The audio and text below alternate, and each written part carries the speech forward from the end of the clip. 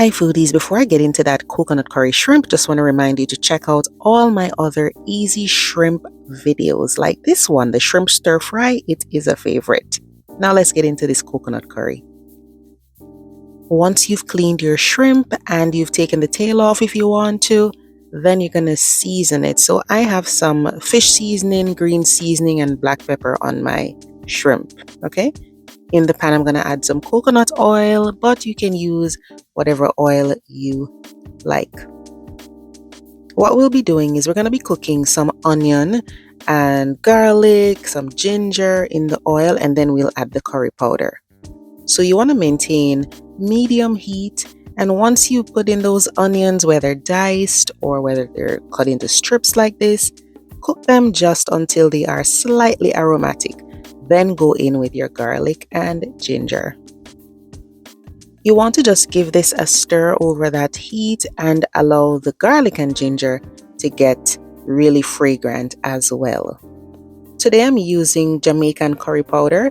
It's more turmeric than cumin, so you won't see that dark brown color. I'm using Betapac Curry and the Chief curry powder. Those are my favorite brands so far.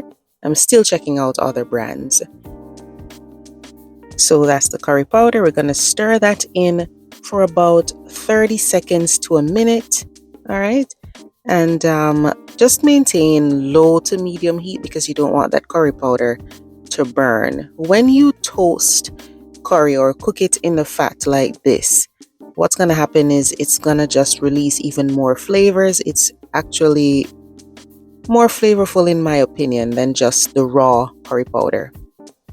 So now I'm adding coconut milk. You could use coconut cream.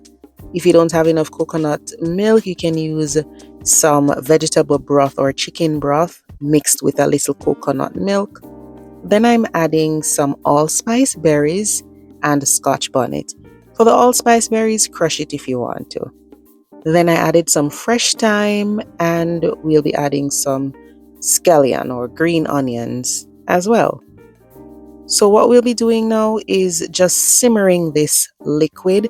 You can add black pepper and then just put on that lid and allow all of those flavors to mesh together in this delicious sauce.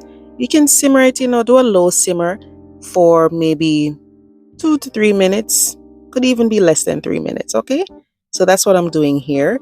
If you want to cut up that Scotch bonnet, you can, but I left it whole. I don't want too much heat. I want more of the flavor from the pepper.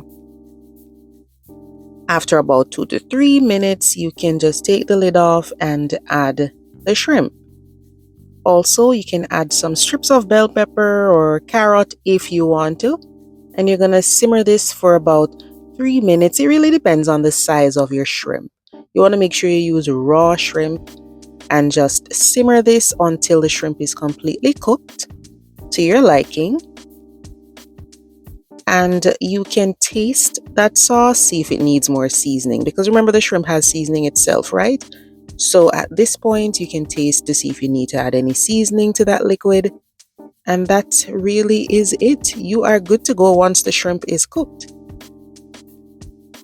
If you have kids at home, you could just take out a spoonful for them, and then you can pop that Scotch bonnet pepper with a toothpick or even cut it up to get some heat in there. If you're happy with the flavor, then all you need to do is remove that thyme and the Scotch bonnet and serve up your delicious coconut curry shrimp. This is such an easy but satisfying dinner. It's just succulent. You don't want to cook pre-cooked shrimp, because once you simmer it, then it will be overcooked, right? So this is gonna be just juicy and delicious. You can have it with roti, you could have it with mashed potatoes, some plain rice. It's so good. Let me know in the comment section what you would love to have this coconut curry shrimp with. Thanks for watching. Bye bye.